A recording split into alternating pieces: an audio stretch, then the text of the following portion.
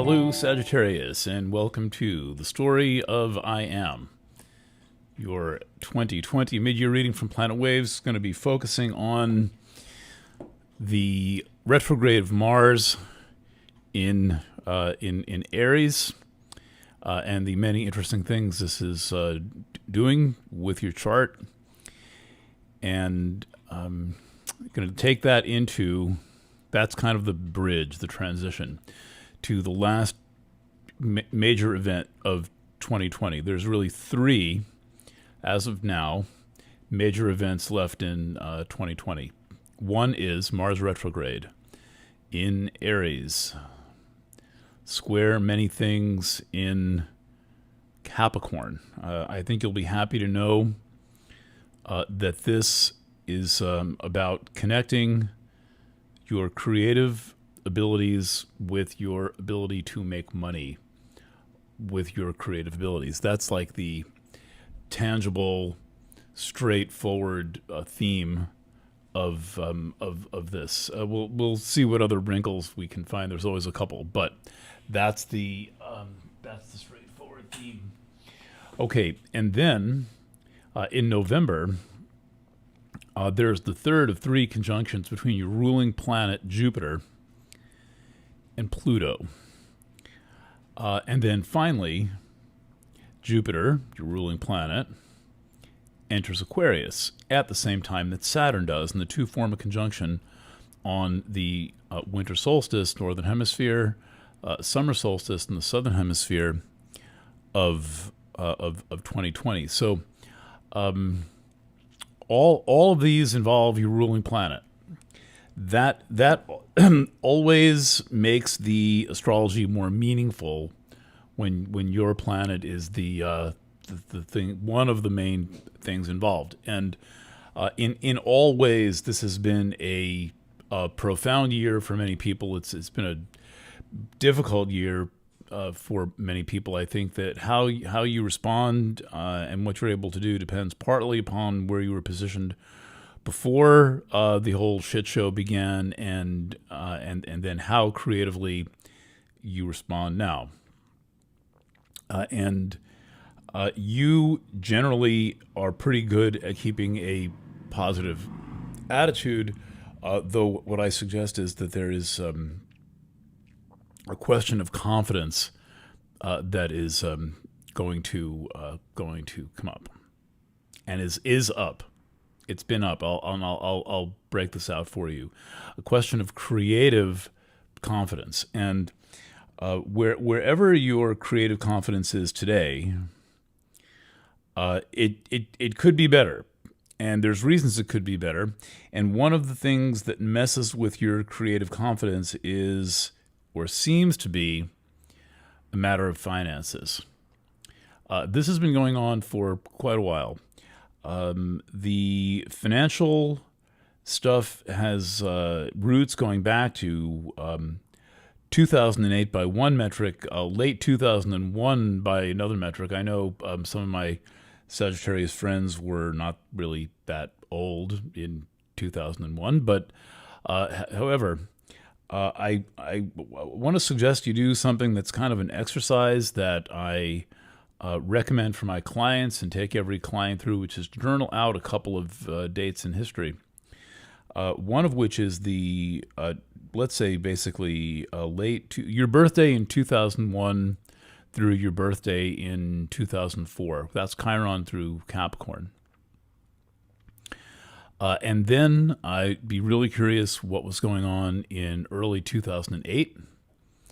I'd be really curious, if I was you, what was going on in 2011 through 13. That was a big peak of Pluto in Capricorn, and then this past year, where there's just been so much interesting stuff going on. If we be optimistic about it and call it interesting. I do recognize that for many people listening, there has been devastation wrought. I would propose that this is the time to engage your best spiritual training about how to handle the times that we are in. One of the things I have found really quite surprising is how many people who would seem to claim to have a spiritual orientation have descended into fear as a result of this, as if we forgot the very important lesson that you really only have two choices: love and fear.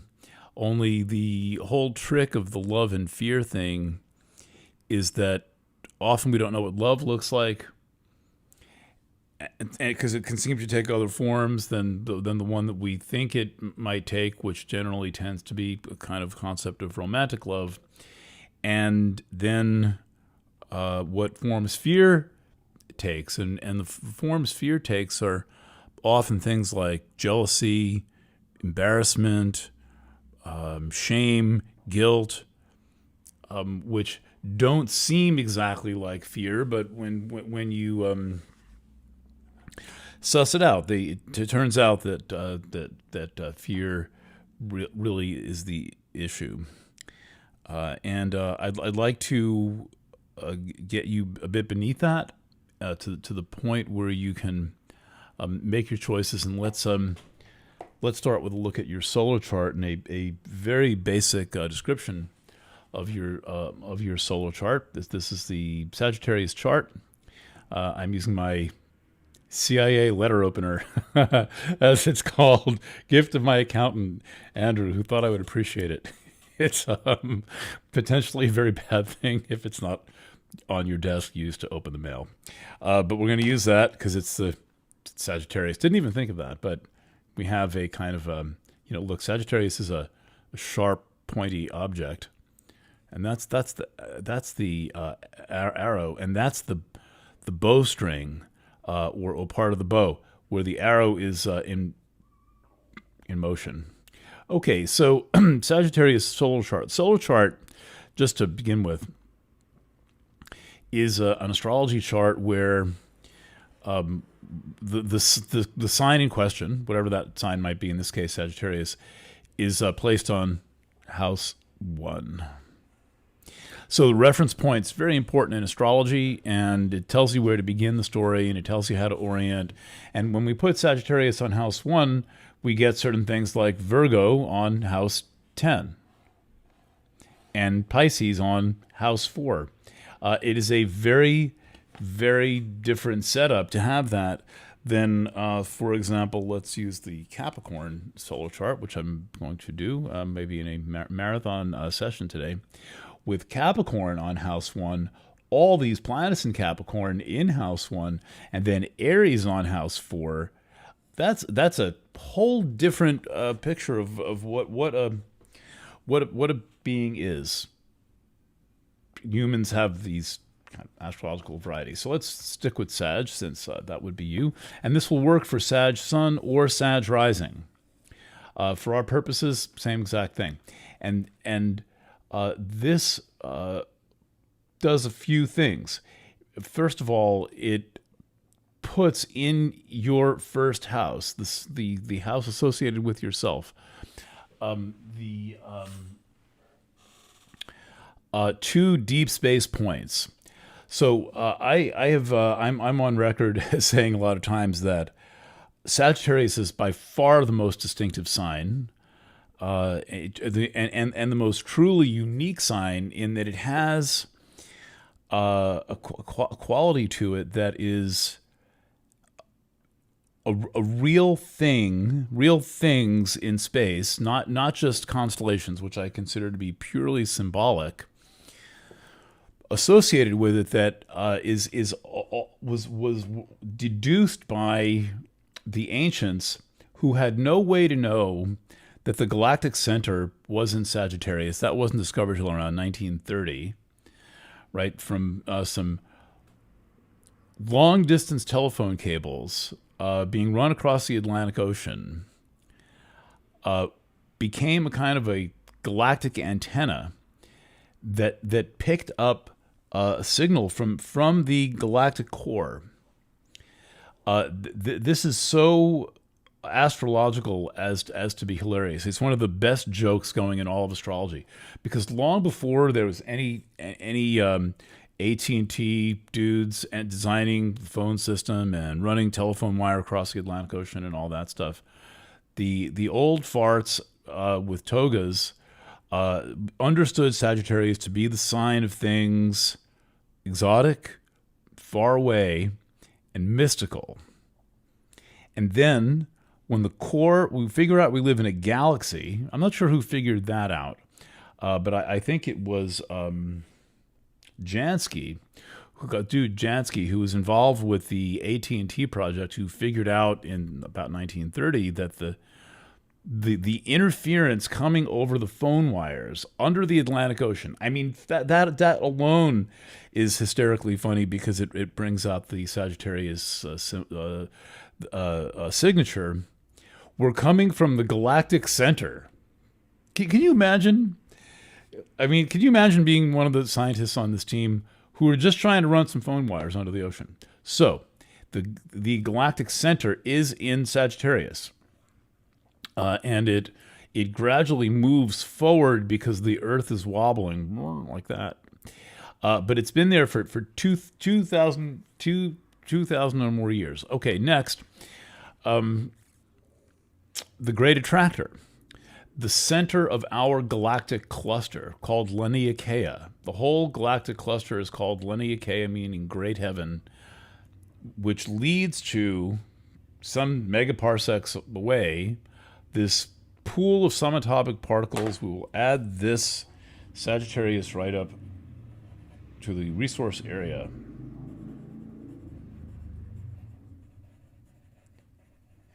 And the interview with Brent Tully, who figured out what the Great Attractor is. Every Sagittarius has to hear the Brent Tully interview and see the Great Attractor video.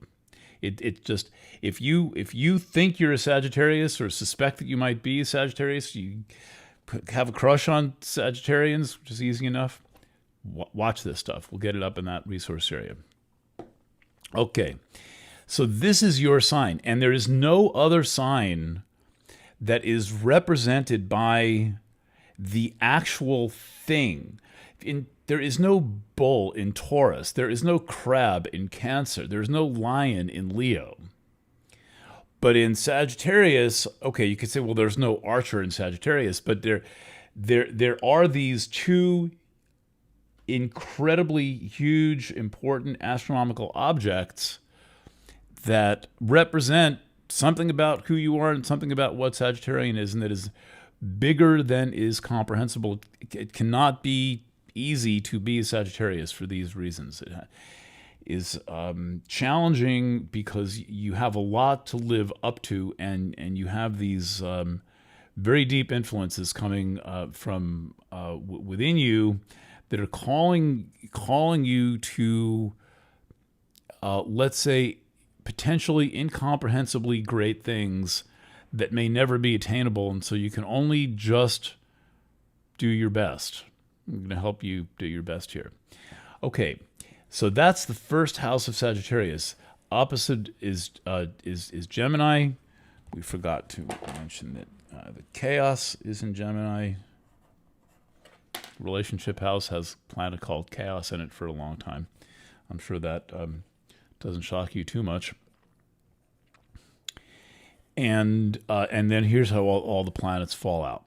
Now, in our time, the big action is really going on two places. For the purposes of this reading, for the purposes of other readings, we can expand a little bit. I will definitely touch on some of that. For example, house number 4 with Pisces and Neptune in there, and house number 6 with Uranus and QB1 in there. But most of what we're talking about today involves the retrograde of Mars. The retrograde of Mars is in Aries, which is your fifth solar house, the house of creativity, play, risk-taking, fucking in the style of teenagers, making art, and gambling. Should I say that again more slowly? Or do you know exactly what I meant? And house number 2, which is Capricorn. So the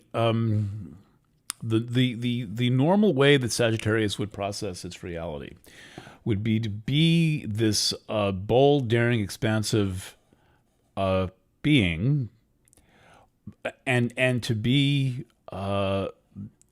financially shrewd in a somewhat conservative type of way. Now, that doesn't mean that there's not a lot of spending going on, but there is a cleverness around money that is based in a degree of traditional values. So it's an interesting combination of first house Sagittarius, like, well, this really wild cosmic stuff, and then the second house being so grounded through the sign of Capricorn, through all of these institutions and traditions, and the desire to have structure. The important thing for you to remember, if you want to succeed financially at what you do, it's easy to succeed financially at what you don't do. Then all you've got is financial success, and not so much spiritual success. Is that money flows towards structure. This is crucial, that you build a financial structure, and that you have help maintaining that structure, designing that structure. And that you examine and explore the questions and the pitfalls and repair them. This really should mean having some professional bookkeeping and accounting help. It really makes a difference to have professional bookkeeping and accounting help, but mainly the concept is that money flows towards structure, and so you need to structure your activities. The problem with that whole idea the past approximately 13 years is that Pluto has been barreling through your house of structure like a maniac with a sledgehammer, busting up the structures. And what this has had an effect of doing is making it difficult to maintain structure, but also has freed energy from structure, but you then have to bring that back. You have to be the one creating the structure, even as the structure is being taken apart.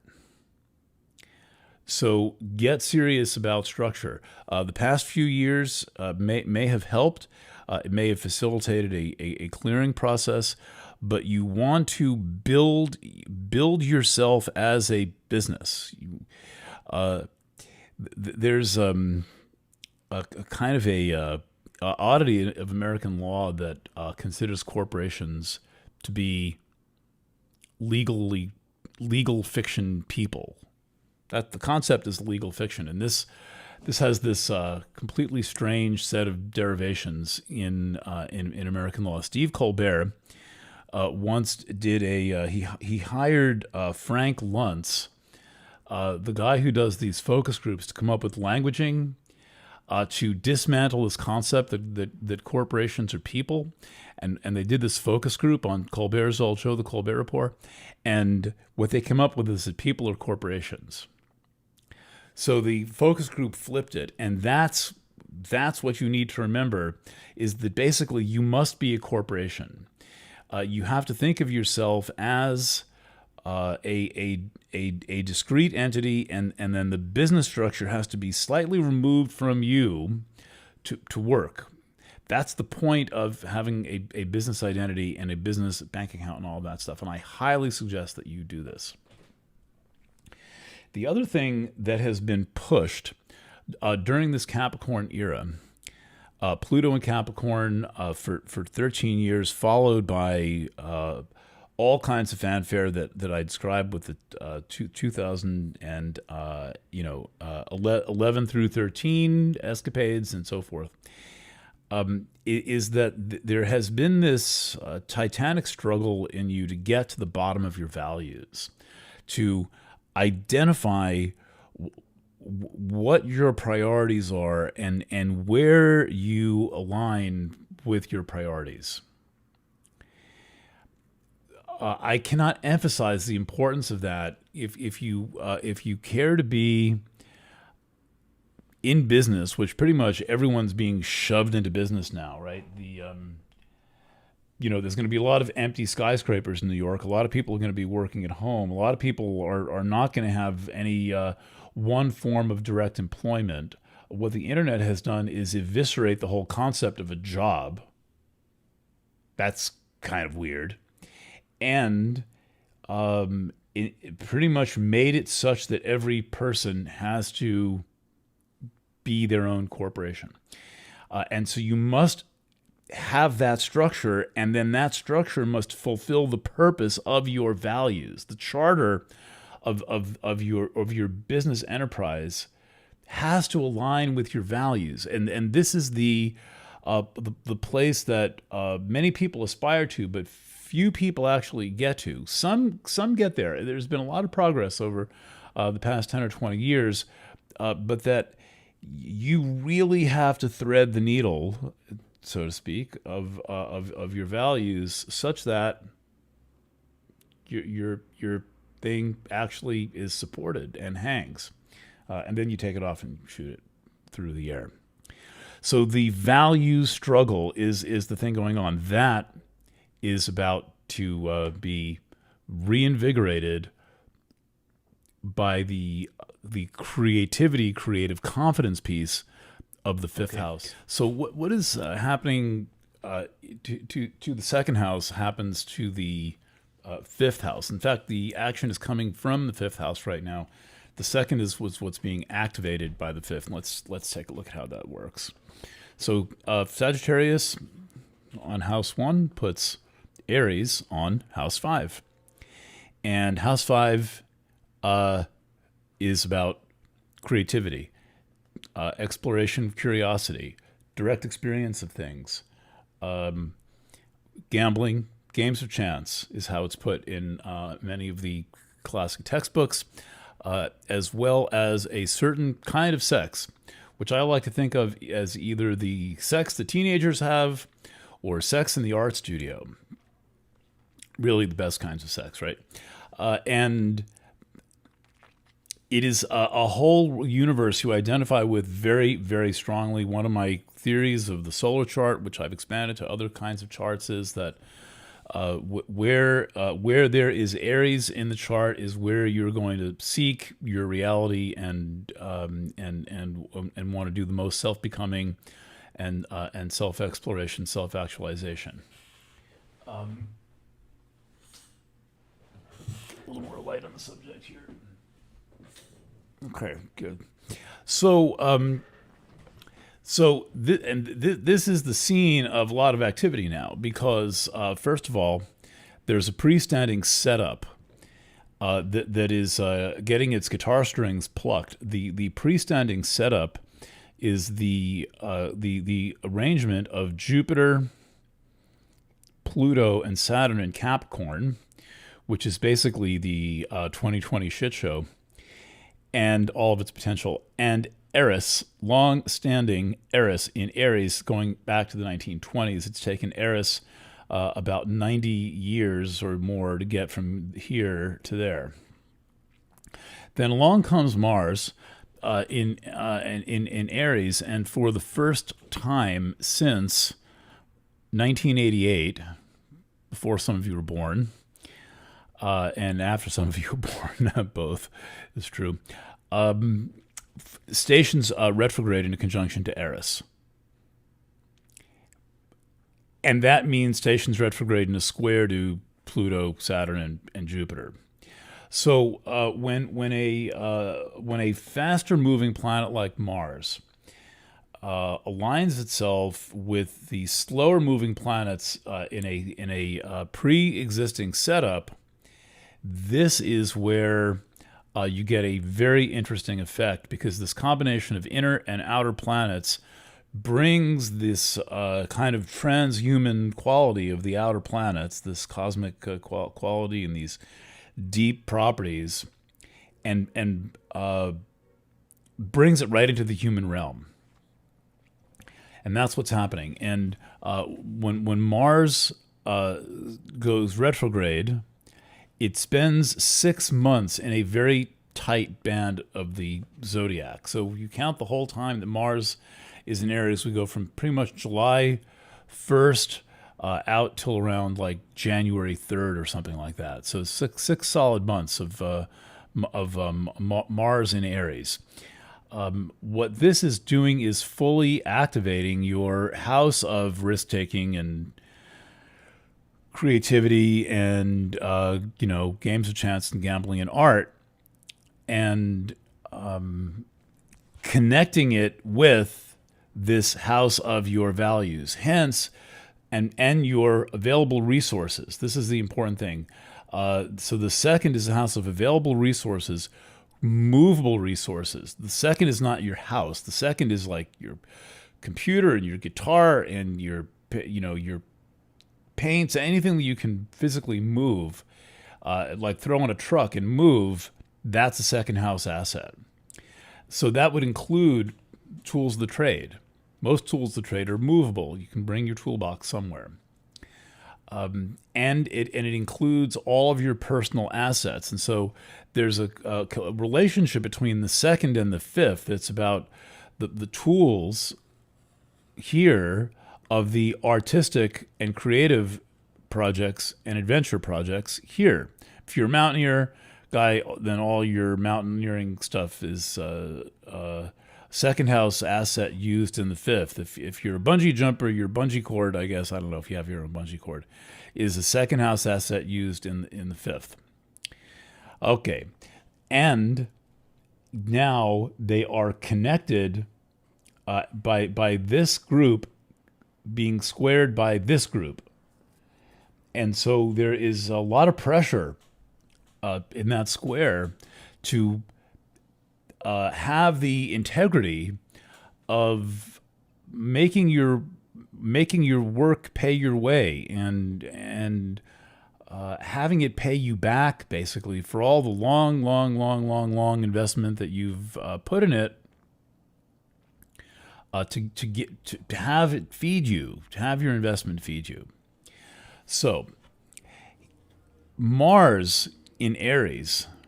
One other little point. There's another set of connections between Aries and Capricorn. So there's a lot of connection between the house of money and the house of art. Personal, not like sold, not like art in the form of like a thing in an art gallery that it sells for $50,000.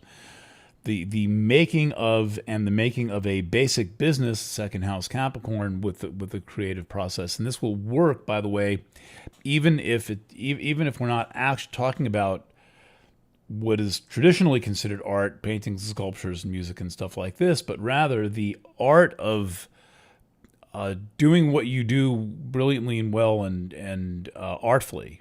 You can be an insurance salesperson. You do it artfully, you can be bored with it. You could be a telephone line man. I'm sure there's artful ways to hang phone wires and be the most efficient phone wire hanging team that comes through after the ice storm has shaken things up. Now, Aries is last connection. Chiron in Aries has been activating Aries now for 2 years and dragging you into a new stage of understanding the urgency of you fully participating in your creative process. There is a wake the fuck up quality of Chiron. Chiron can also precipitate a crisis of some kind. So go back 2 years ago and ask yourself what was going on 2 years ago in your life. It may have been exceedingly interesting and possibly quite difficult, precipitated by Chiron arriving in Aries. And this is going to hold a focus of your creative life for the next 6 years. There's also a little point in there called Salacia. On every page, we're going to put the article about Salacia. so that you've got a sense of what Salacia is. But Salacia to me is about sexual maturity, and in the fifth, it would also be about creative maturity.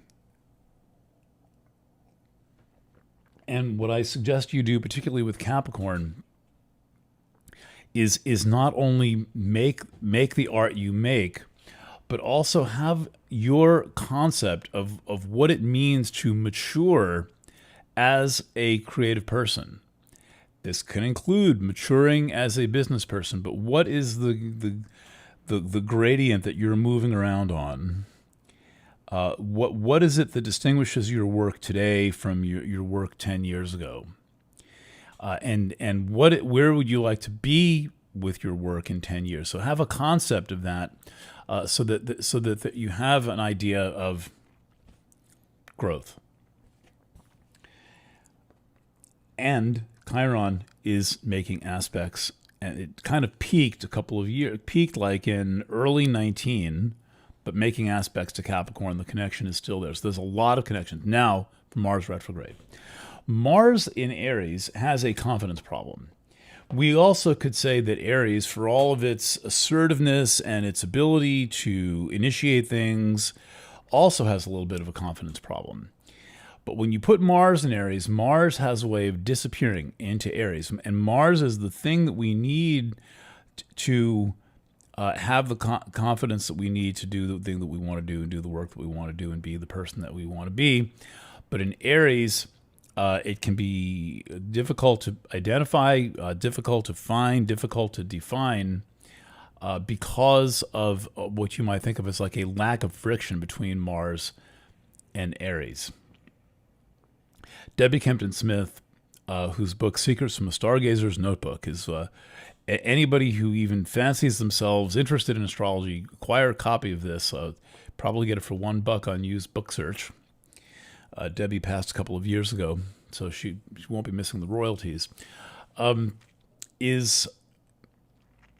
She says she begins the Mars and Capricorn, Mars and Aries chapter. You can always remember what she said. It's so funny. She says, confidence, get some. That's how she begins Mars and Aries. And you think, really? Yeah, it's true. Confidence, get some. Now, a couple of things going on here. Mars is conjunct Eris. That is about the loss of energy to the internet. You want to be very careful about the loss of creative energy to the internet, and build your confidence by doing physical in-person projects and meeting people physically and in person, and doing this soul retrieval thing, which I've cast this theme into every sign. And the soul retrieval is retrieving your creative process from digital. So you want to always have some element of your creative process, whatever creative process that might be, that is not involved in digital, and at least doesn't start there. The second thing is that there is going to be friction as Mars makes the conjunction to Eris, and then scrapes up against Saturn again, and then Pluto, and then your ruling planet Jupiter. And this obviates the confidence issue, because Mars cannot disappear into Aries if it is making all these aspects to planets in Capricorn. Its presence is affirmed by the aspects to the planets in Capricorn. There are challenges. There are occasions to rise to. There is the quest for your power of manifestation. And you couldn't want better astrology for the power of manifestation besides Mars making aspects to planets in Capricorn. So things may not manifest exactly like you thought. There may be questions about how this would look in another reality, but there will be the kinds of boom, challenges that lead to the idea that you have to rise to the occasion. Keep rising to the occasion. Never just rest on your laurels or be like, oh, I did great things in the past, or that's who I was in the past, or I'm not going to stretch my boundaries. And so this process goes on for 2 months. It starts in 9 days, 10 days from now. Then it goes on for two solid months through the 13th of November, right around the same time that Mars stations direct in Aries. Jupiter and Pluto make their third conjunction in the second house. And now they're going to be in direct motion, and then Mars will be in direct motion. And so you can think of the next 2 months as being a kind of a preparation challenge of like getting the hard stuff out of the way, of setting up your ideas, setting up your workspace, setting up the possibilities. And then when Mars stations direct, Jupiter will be direct. It will be conjunct Pluto. And this is just a vast resource of possibilities. Let's take a look at that chart for Mars direct. It's making its debut in these readings here. I haven't even brought this chart out yet. But Mars stations direct. Okay, so it's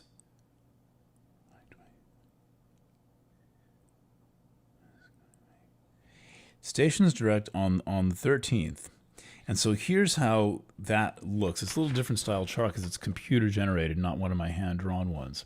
But here's Mars at 15 degrees Aries, and it's square all this stuff. It's just made a bunch of squares. It's going to make a bunch more squares. And then there's Jupiter conjunct Pluto, conjunct Pallas. A very important thought before I move on to Aquarius. You need a financial strategy. Money flows towards structure, but money also flows towards strategy. Your strategy has to be a long-term strategy. That's the nature of Capricorn. It has to be a practical strategy.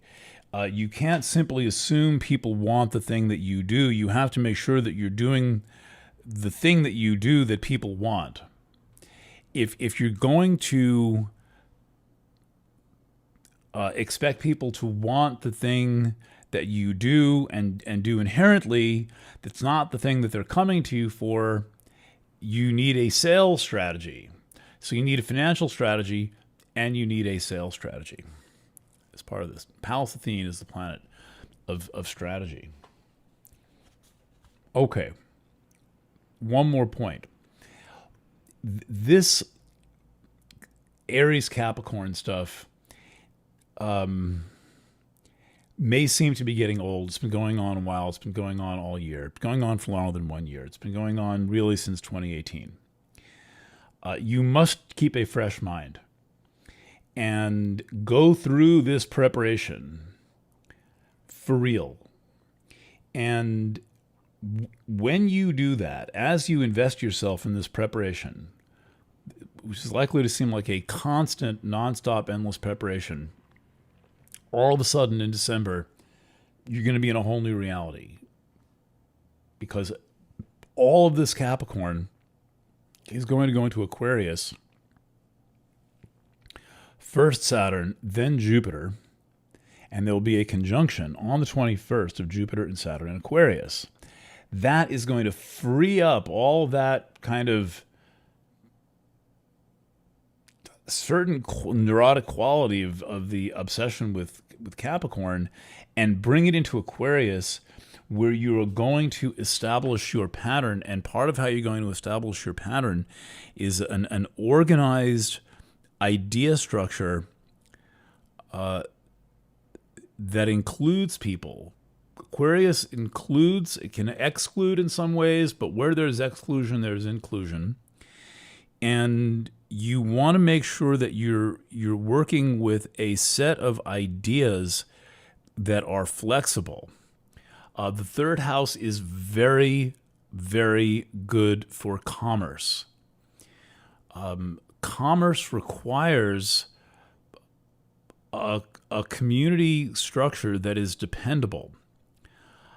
If you're doing this online, you are going to have to keep up with a lot. Anybody who works online knows that, there's a pizzeria across the street from my house, and the reason that pizzeria can succeed is because of where it's placed, 1 block from the courthouse. So it's the first pizza and like only pizza really locally. You have to go all the way down to a mall, like half a mile away. Forget that. That's great. That's communities being situated in the community, but it is also in the same place every day. Now, this may seem ridiculous, right? Oh, that's tell us something we don't know. Vincenzo's Pizza is always right there at like whatever 38 North Front Street or something. But things on the internet are constantly moving around. And so you want to build stability in terms of what you offer and where you offer it, and build a pattern.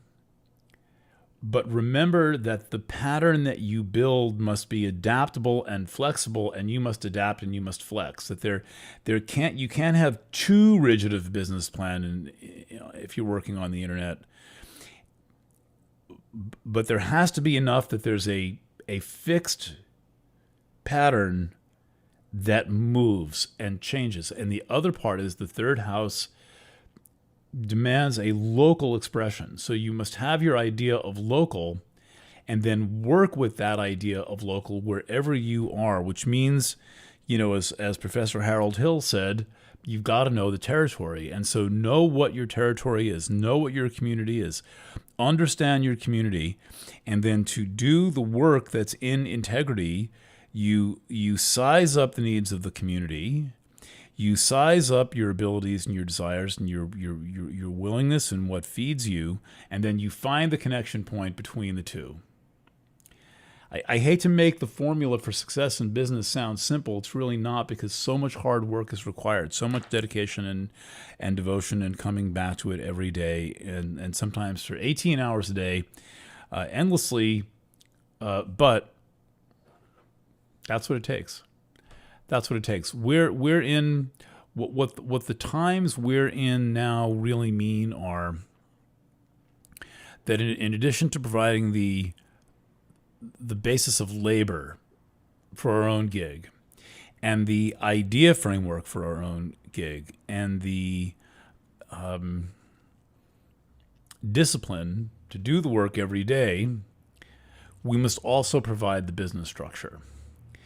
And I would propose that the business structure is the thing that you're the least likely to be interested in, and should be the first thing that you focus on, and that you will thrive on doing this with assistance. If you struggle with things like taxes and understanding banking and understanding credit accounts and all this stuff, find somebody who loves you, who can help you out, who really can, help you stay responsible and run things on time. My tribute to the person who helps me do that, Andrew Slater, Gemini. CIA letter opener. Look it up. Okay. A great pleasure working with you. Great pleasure serving you. And till next time. Bye, friend.